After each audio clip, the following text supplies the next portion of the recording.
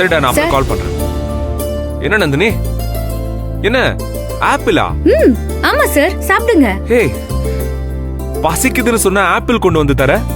இது என்னோட பசிக்கு எந்த மூலைக்கு? சார் கோச்சுக்காதீங்க, பாவம் கல்யாணம் அண்ணன் நிக்க நேரம் இல்லாம பரபரன்னு சமைச்சிட்டு இருக்காரு.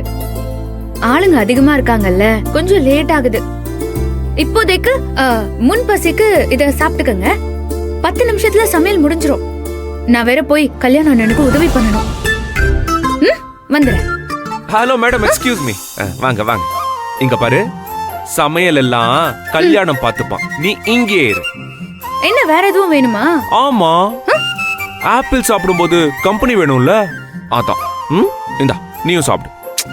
சார் வேண்டாம் சார், இது உங்களுக்காக கட் பண்ணி கொண்டு வந்தேன். ஓ பாவம், நீங்க பசி தாங்க மாட்டீங்கல்ல, நீங்க சாப்பிடுங்க. அச்சோ, ஒரு ஃபுல் ஆப்பிள் இருந்து ஒரு பீஸ் உனக்கு கொடுக்கறதால இப்ப ஒன்னும் ஆக போறது இல்ல, ஓகேவா? இப்ப நீ இத சாப்பிடுறியா இல்லையா? நீங்க சாப்பிடுங்க. அப்ப எனக்கும் தேவையில்ல. இல்ல, எனக்கு தேவையில்ல, எனக்கு பசிக்கல. சரி கொடுங்க. சாப்பிடுறியா? சாப்பிடுறேன். இந்தா கொடுங்க. இந்தா, சாப்பிடு. நீங்க எடுங்க, சாப்பிடுங்க. எனக்கு வேணாம். சாப்பிடு. சாப்பிடுங்க. இப்ப நீ சாப்பிட போறியா இல்லையா? சாப்பிடுங்க சாப்பிடுங்க.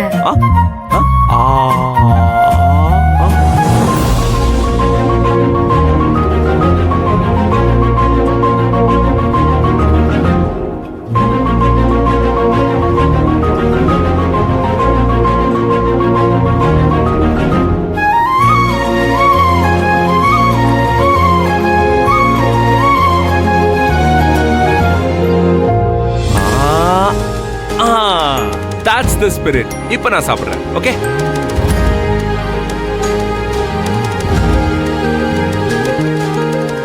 அங்க சமையல் வேலையை முடிக்கணும், எல்லாரும் வந்துருவாங்க. கல்யாண அண்ணனுக்கு நான் தான் ஹெல்ப் பண்ணணும். நீங்க சாப்பிடுங்க சார். சமையல் முடிஞ்சதும் நானே வந்து உங்களை கூப்பிடுறேன். வந்துரு. ஹலோ நந்தினி.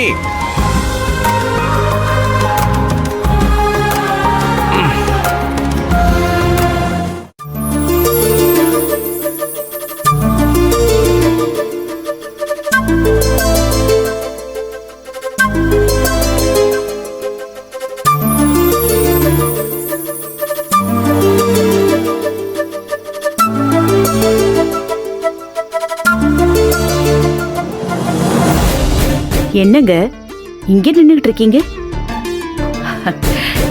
என்னமோ தெரியல, மனசுக்கு ரொம்ப நிம்மதியா இருக்கு. அதுவும் எங்க அண்ணனை நேர்ல இத்தனை வருஷத்துக்கு அப்புறம் பார்த்தது, அவர் எனக்காக இந்த ஊருக்கு வந்திருக்காருன்னு நினைக்கும் போதே ரொம்ப சந்தோஷமா இருக்குங்க. அதுவும் அவர் குடும்பத்தோட வந்திருக்காரு. அந்த பசங்களை எவ்வளவு அழகா வளர்த்திருக்காரு. அவங்கள எவ்வளவு ரிசப்டிவா, எந்த மாதிரி எப்படி வளர்த்திருக்காரு.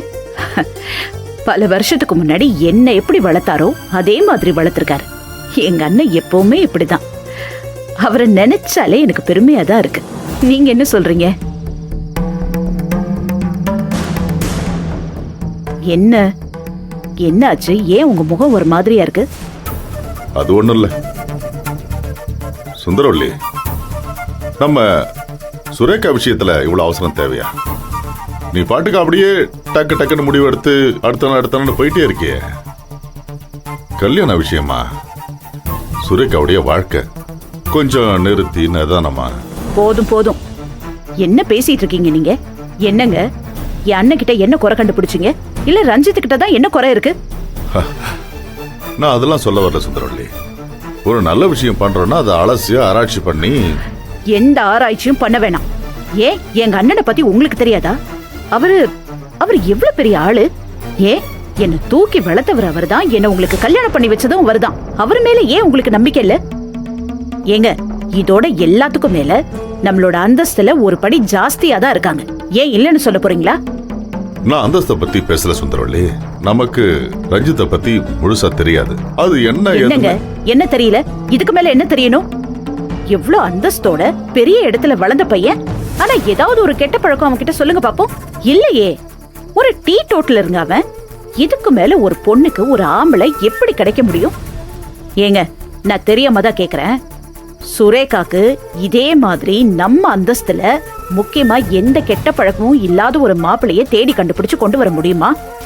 சுந்தரவல்லி, எதுக்கு படபடன்னு இவ்வளவு கோவப்பட்டு பேசிட்டு இருக்க? நான் சொல்ல வர்றதை கொஞ்சம் கேட்க மாட்டேன். மாட்டேன், கேட்க மாட்டேன். என் அண்ணனை பத்தி குறை பேசிட்டு இருக்கீங்க, அதை நான் கேட்டுட்டு சும்மா இருக்கணுமா? என்னமோ அவரை பத்தி தெரியாத மாதிரி பேசிட்டு இருக்கீங்க. அண்ணன் சொன்னாருங்கிற ஒரே ரீசனுக்காக கண்ணை மூடிக்கிட்டு நீங்க யாரு என்னன்னு தெரியாம கூட உங்களுக்கு கழுத்தை நீட்டல. அதுல நான் குறைஞ்சா போயிட்டேன், நல்லா வாழ்ந்துகிட்டு தானே இருக்கேன். அப்படிப்பட்ட அண்ணனை பார்த்து என்னங்க? அது வேற, இது வேற. எல்லாம் ஒண்ணுதான். அது எப்படி வேறையாக முடியும்? உங்களை நல்லவர்னு நான் மட்டும் இல்ல, இந்த ஊரே சொல்லிட்டு இருக்கு. இதுக்கு மேல என்ன வேணும்? உங்களை செலக்ட் பண்ணதே அவர் தானே. அவர் எப்படி தப்பாவாரு? எனக்கு என்ன சொல்றதுனே புரியல சுந்தரவள்ளி. நீங்க எதுவும் சொல்ல வேணாங்க. கூட பிறந்த தங்கச்சிக்கே ஒரு நல்ல வாழ்க்கைய அமைச்சு கொடுத்திருக்காரு. அவர் பையனை எப்படி அவர் நல்லா வளர்க்காம போயிருக்க போறாரு? என் பொண்ணுக்கும் அதே மாதிரி ஒரு நல்ல வாழ்க்கை அமையணும்னு அவர் ஆசைப்படுறாரு. அதுவும் அவர் பையன் மூலமாவே நடக்கணும்னு ஆசைப்படுறாரு. இதுல என்ன தப்பு இருக்கு நீங்க கண்டுபிடிச்சிட்டீங்க? எதை பத்தியும் யோசிக்க வேணா. நான் முடிவு பண்ணதுதான். இதுல யாரும் தலையிட வேண்டிய அவசியமும் இல்ல. நீங்க தேவையில்லாம யோசிக்காம முதல்ல கீழே வாங்க. வாங்க.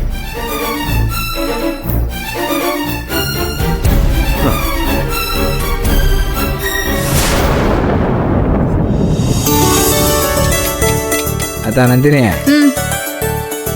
நீ சொன்னது மாதிரி சப்பாத்தி சாப்பிட்டா போட்டாச்சு. நீயும் சாம்பார ரெடி பண்ணிட்ட. சமையல் எல்லாம் டோட்டலா முடிஞ்சிருச்சு. இப்பதான் அண்ணனுக்கு மனசுக்கு நிம்மதியா இருக்கு. நல்ல வேலைண்ணே. நேத்து மாதிரி இன்னைக்கும் லேட்டா இருந்துச்சுன்னு வைங்க, திரும்ப பிரச்சனை ஆயிரும். எல்லாருக்கும் கொடுக்க ஆப்பிள் வேற இல்ல, ஒன்னும் ரெண்டோ தான் இருக்கு. ஐயோ, அந்த ஆப்பிளை பத்தி பேசாதம்மா. அந்த ஆப்பிள்னாலதான் சின்னையாவுக்கு அரிதாவுக்கு 7:30 ஆகி போச்சு. மறுபடியும் அதை பத்தி பேசிக்கிட்டு இருக்க? சரிதா, சாம்பார் அந்த சட்டியில ஊத்தி வை. நான் மத்த எல்லாத்தையும் அந்த டைனிங் டேபிள் எடுத்து வைக்கிறேன். சரிதானத்தா? சரிண்ணே. அப்படியே எல்லாரையும் கூப்பிட்டுறீங்களா? நான் போய் குட்டி வரதா. அத்தாடி பார்த்து பத்திரமா வேலை செய்தா.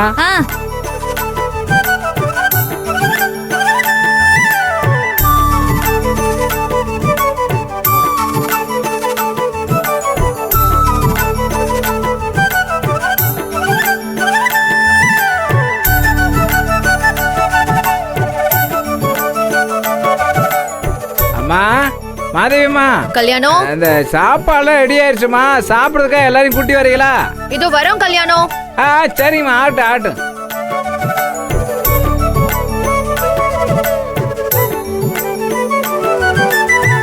அண்ணே, தட்டை எடுத்து வைங்க. சரிதா.